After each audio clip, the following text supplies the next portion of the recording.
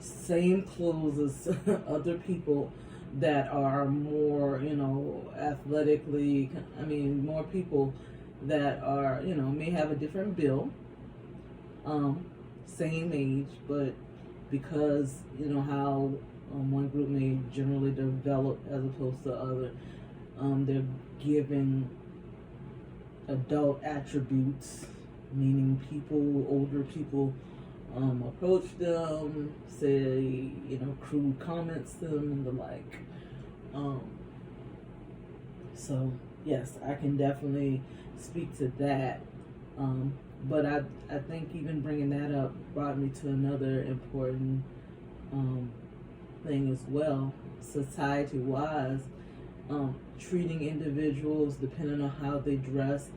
Some people have a mindset depending on the way someone's dressed. It shows a level of provocative or promiscuity that they have as a result. That whole perception is in the mind of the person looking, and it definitely doesn't speak at all to the individual carrying on, deciding what to wear, going out in public sphere. That has no bearing on them, but unfortunately, in society, there are individuals that, depending on how a person dressed, male or female, that's a sort of invitation for them to say crude things, to approach them in manners, less than wholesome manners, and just treat them differently as a result of what they have. And that's a society problem. Society-wise, we have to do that. That has nothing to do with necessarily sex education in public school or otherwise. So I can definitely, so that is a big issue. People are not what they wear. And it's a you problem if you see a person and prescribe certain attributes or attributes to them without even knowing them. Well, into concluding this segment onto sex education, consent, sexual violence, and the impact of the total topic, one of the main points that we want to give out is a newer solution. Not new in the sense of, it's just been talked about, but an approach in the public school system of having a more comprehensive sex education, garnering towards topics such as consent, sexual violence, and the impacted demographics, but in a school setting towards it being realistic, but also gardening towards school-aged students. What is your viewing on that? I have a lot of thoughts. The sex education curriculum, as I said, it is watered down, but I say that fully knowing that teachers and educators have to walk a fine line on how they share information with students. And in some instances, or most instances, parents can opt in or opt out their children in sexual education.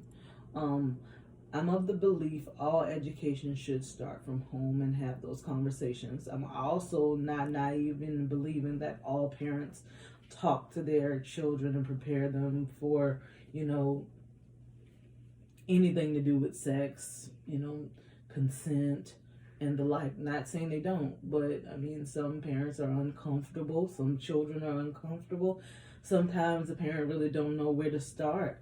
So I think one thing that sex education can definitely do, or sex educators in public schools and the like can do, is offer the parents material, topics that conversation starters, to give the adults some material to have conversations with their students.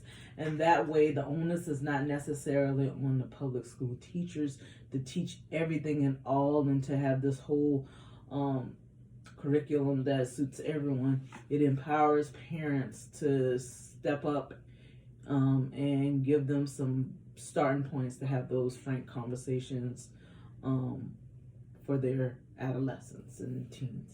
And one of the last things I want to talk about, but kind of get your reaction from, is a study, more of a examine into a certain curriculum of sex education, but within the state of South Carolina. And this is a type of curriculum that is given to majority of schools within the state of South Carolina. I want you to read the highlighted stuff.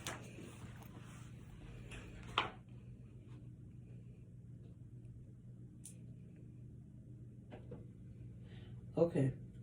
South Carolina schools are required to teach sex education. Curriculum is not required to be comprehensive.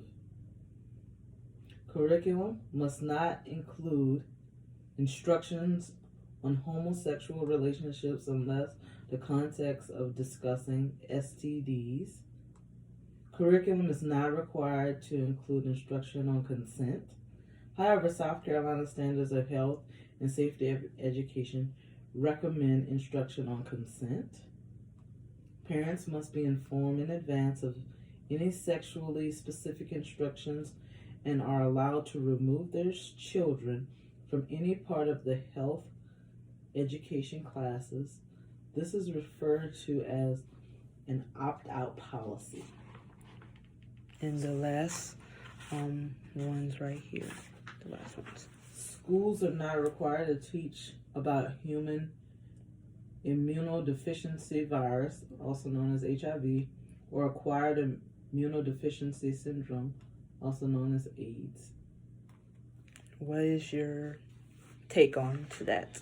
Well, I mean, the conversation that we've had thus far, that it definitely goes back to that. I mean, parents have control over what their children are how they are educated in certain topics to some extent. So the opting out is there, and as far as consent, that is something that I thought that's a topic that is rarely talked about, but can be more beneficial in all types of domestic violence or violence, whether sexual relationships or otherwise. So kind of just reinforce some of the thoughts that I had initially. And going out of this segment, what are your last thoughts of the topics that we talked about thus far? Thank you for having me, one, and two, this conversation is hard. I'm not even at all believing that this is not hard for educators. Public schools have to tread a very thin, narrow line on how they deliver this stuff,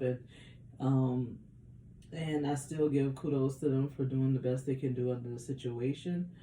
But as I stated before, consent is very important. That's something that needs to be taught beyond sexual context. Just having personal autonomy of your own body and having control who touches you in any way, sexually or otherwise, and having choices to say no and setting boundaries, and people actually respecting those boundaries.